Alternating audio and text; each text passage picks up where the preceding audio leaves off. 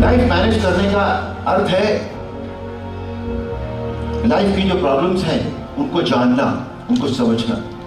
हमारी ये बहुत बड़ी प्रॉब्लम है कि हम अपनी जो शारीरिक समस्याएं हैं ना उनको बहुत लाइटली लेते हैं, सबसे आखिर में लेते हैं। एक गांव में एक बहुत अमीर सेठ जी रहते थे। सेठ जी ने अपने नौकर को बुलाया, अरे सुन, मुझे सुबह 6 बजे उठा देना, घूमने जाना है। अपने शरीर के लिए इतना भी नहीं कर सकती कि खुद अलार्म तक लगा दे, इतनी अलानी थी। अरे सुन इधर जी, तूने मुझे उठाया नहीं, आपने इधर करवट ली उधर करवट ली, तो मैंने सोचा बड़े आदमी हैं, इससे ज्यादा क्या टहलते होंगे।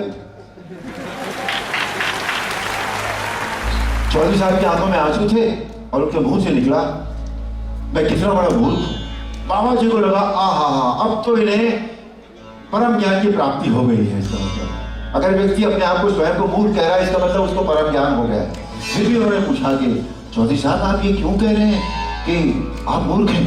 बोले और क्या, मैं जिंदगी भर कपड़े का बिजनेस करता रहा, अगर मुझे मालूम होता कि लकड़ियां इतनी बिकती है तो लकड़ी का धंधा करता ना।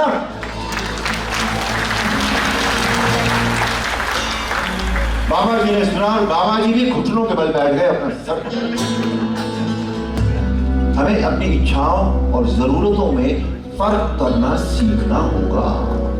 समाज के रिश्ते वही होते हैं, परिवार के रिश्ते वही होते हैं, ह्यूमन एलिमेंट वही होता है, ह्यूमन इमोशंस वही होता है, उसमें कभी कोई चेंज नहीं होता।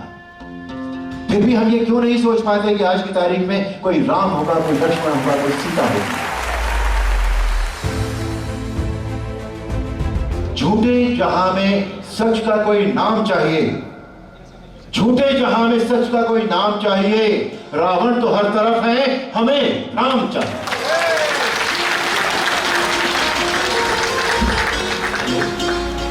राजा का तुम पर विशेष प्रेम है। कौशल्या सौत के स्वभाव से उसे देख नहीं सकती। वो महारानी बनेगी और उसके बाद तुम्हारे साथ क्या क्या व्यवहार करेगी क्या पता। भरत राम के रास्ते का कांटा है। राम कैसे कैसे षड्यंत्र रचेगा उसे रास्ते से हटाने के लिए। अरे रानी, तुम्हारी तो बुद्धि फिर गई है, जल्दी करो कुछ वरना देर हो जाएगी। तो मंथरा ने उन्हें याद दिलाया, तुम्हारे 2 वरदान राजा के पास धरोहर है, मांग लो। भरत को राज्य और राम को वनवास। आपने मुझे 2 वरदान मांगने के लिए कहा था, पर आप कहकर भूल जाते हैं। तुम्हें एक रघुवंशी की बात का भरोसा नहीं है। रघुकुल रीति सदा चली आई, प्राण जाए पर वचन न जाए। और रानी कह गई बोली, आप राम की शपथ क्यों नहीं लेते? राम आपको सबसे ज्यादा प्रिय है। और राजा ने राम की शपथ ली। और तब कई ने ऐसा आघात राजा को दिया कि राजा सहम गए, उनका रंग हो गया और एक ही पल में अयोध्या उजड़ गई। भरत को राज्य और राम को वनवास। हे माता, पुत्र वही बड़भागी होता है जो माता पिता दोनों के वचनों का पालन करता है, दोनों को संतुष्ट करता है। और जहां तक मन का प्रश्न है, तो मेरा तो कल्याण हो गया। आपकी और पिताश्री की आज्ञा से मुझे वहां जाने का अवसर मिल रहा है जहां मैं ऋषि और मुनियों के दर्शन कर सकूंगा। जैसे बिना जीव के देह और बिना जल की नदी, उसी प्रकार बिना राम के सीता एक पल भी नहीं रह सकती।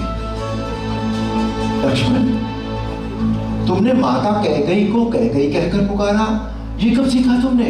और लक्ष्मण बोले, आप बुलाइए उसे माता, मैं नहीं कहूंगा माता, और जो अन्याय वो करना चाहती है वो भी नहीं होने दूंगा। एक राजा ने किसी को वचन दिया कि जो मांगो वो दूंगा, और मांगने वाले ने ऐसा वचन मांगा है जिसके कारण राजा को अपने सबसे प्रिय पुत्र का बलिदान करना पड़ा है। आप सब मुझ में राम देखते हैं, मैं आप सब में राम देखता हूं। आप सब मेरे अपने ही तो हैं। अपने केवल वो नहीं होते जिनसे खून के रिश्ते होते हैं।